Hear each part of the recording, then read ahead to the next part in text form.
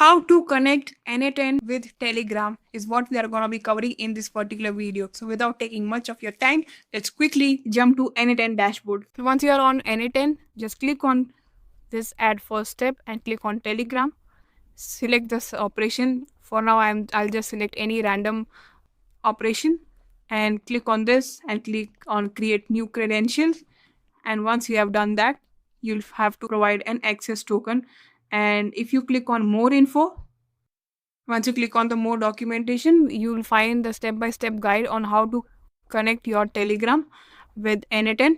And let me just quickly switch to my Telegram dashboard.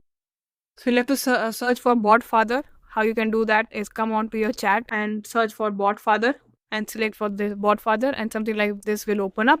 Click on open. Just type / and click on create a new bot, and you'll have to provide a name. Now let's use a name. It must end with bot. So let's just copy this and rename this to n8n YouTube demo bot, and you have got your access token. Just copy this and come back to n8n and paste this access token over here as it is. Make sure you're pasting it as it is and click on save. And before saving, make sure you are renaming your Telegram account.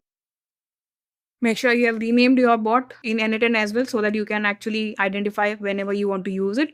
And just click on save, and you can see connection tested successfully. I can close this tab, and you have to do a test.